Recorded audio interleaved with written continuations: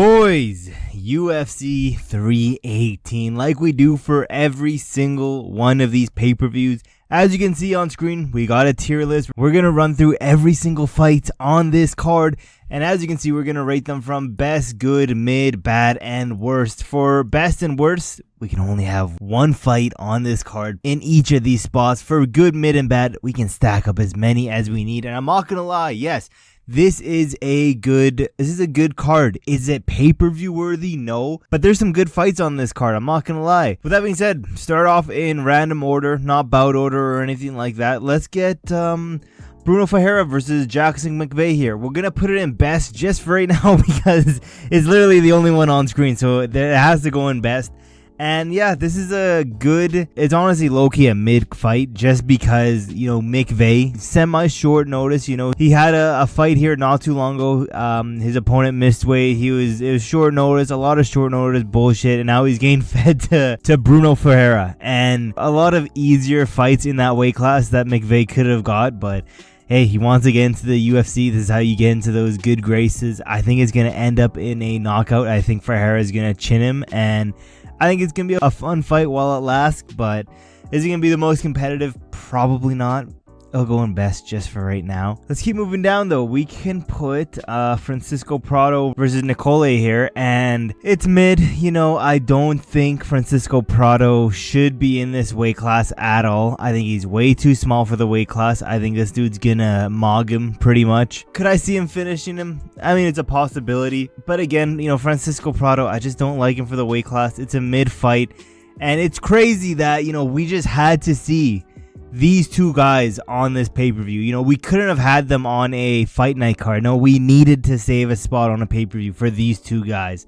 Blows my mind what the matchmakers are doing in the UFC, but we needed to see them on this card. It's a historic night. It's the last dance, But moving down, we got Dan Ige versus Pitbull. It'll be the best one for now. Prado versus this guy will go into the worst. Yeah, a lot of people were saying that this is kind of like a Bruce Wayne Batman situation because we've never seen Dan Ige and Pitbull in the same room together because low-key they could be the exact same person. And I'm not gonna lie, if you squint your eyes hard enough, they low-key do look like the exact same person.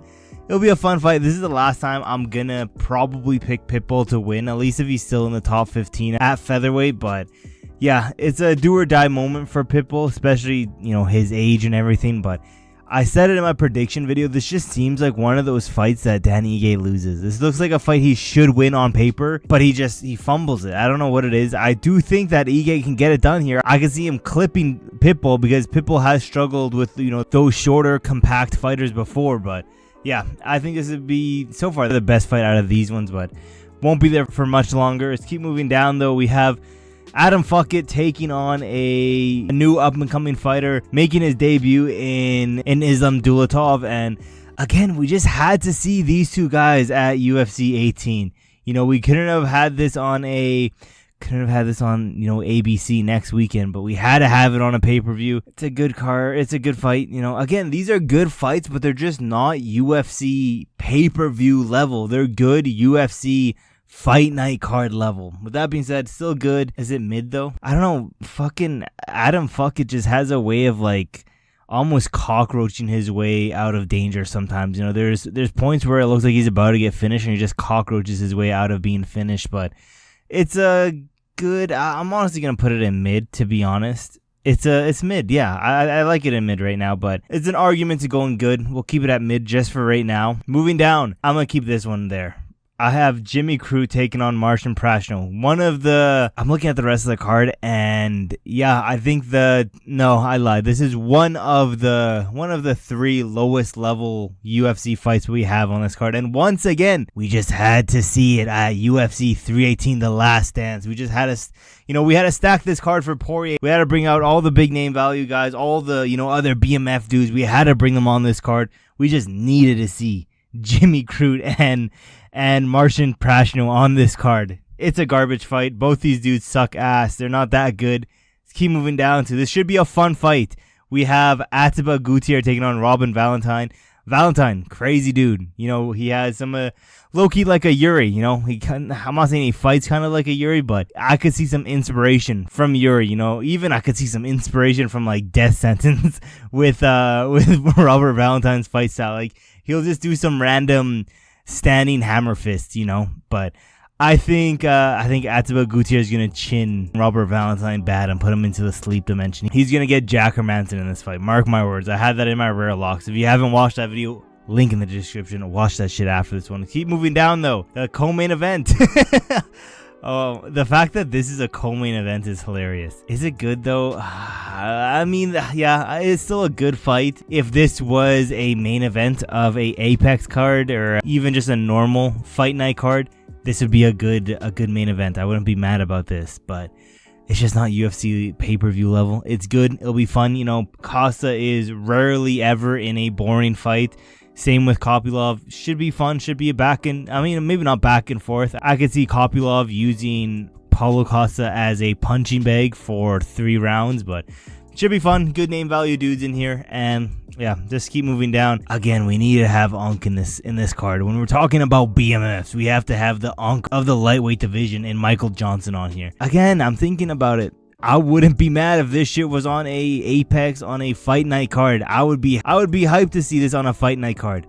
It's on a pay-per-view though. You know what I mean? It's still gonna be good. It's still gonna be fun. Yeah, it's still gonna. I can't lie. It's still gonna be good. But again, pay-per-view level is completely different, and that's what I have to say with like all of these fights. And actually, I'm gonna remove Ige and Pitbull down. But moving up, I'm just gonna put all 3 of them here. I don't know which one of these 3 is the worst. Do we go with the women? I think automatically I'm gonna have to take Carly Judas and Nicole Kalari out of here, just into. Honestly, no, I'm tweaking. It'll go in bad. I think it could be a good scrap between these two. Now we go and we scrape the bottom of the barrel of some very untalented UFC fighters. That once again, we just needed to save a spot for them on this pay-per-view. Ryan Spann, Lucas Bresky, or Jimmy Crute versus Marcin Prachnio. Which one is worse? I don't know. Fucking Jimmy Crute low-key fights like a downs person, and I think that Ryan Spann might actually have downs. So, fuck, I don't know. I really don't know. And, you know, it's important to make a decision on which one's the worst. I have to do Ryan Spann. He's just so stupid sometimes and has 0 fight IQ. I have to go here. And Lucas Bresky isn't much better, but yeah, let's keep moving down. D-Rog versus Holland. Be a fun matchup. I think it'll either be a fun striking exchange for 3 rounds, or I could see Holland catching D-Rod. It's going to be fun. Don't have much to complain about this one. In theory, this one should be good. Marvin Vettori, Brendan Allen. But I don't know. There's something that's going to tell. Like, I've been saying it for a little bit now. I think this is going to be a snoozer. I think this is going to be a snooze fest.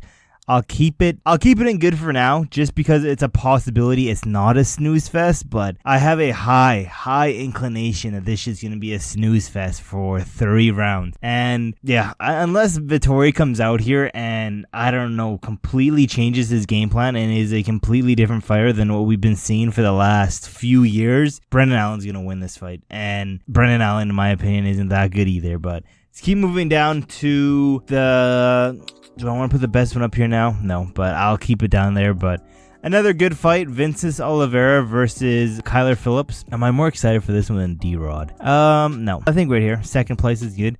I think, again, we're going to see Vinicius Oliveira knock out the fake Jesus-looking wannabe here in Kyler Phillips. And it mainly has to do with how garbage Kyler Phillips looked against Rob Font. I'm not going to lie. That being said, the best fight on the card we already know is Dustin Poirier versus Max Holloway, the trilogy. I don't think it needs much explanation. It's just simply the best one on here. And you look at this card and you're like, wow, there's barely anyone in mid and bad, you know? There's barely anyone that at least compared to good. Yeah, I mean, I guess so. But again, this shit isn't a pay-per-view level card. This shit should honestly cost $25, maybe 25 bucks, you know?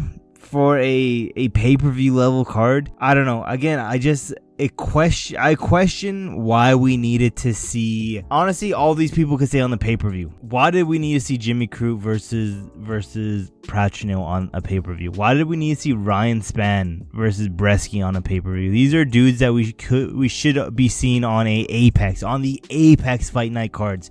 No crowd, no nothing. Why did we need to see Prado here? Why did we need to see... this is okay. I'm not too mad about it. Again, this is okay. I'm not too mad about it. There's a possibility that we build up some prospects here. Probably not, but why do we have even Michael Johnson versus Daniel Zellhuber? I don't know. Why did we need to see even this one? Why does this have to be on the pay-per-view? I don't know.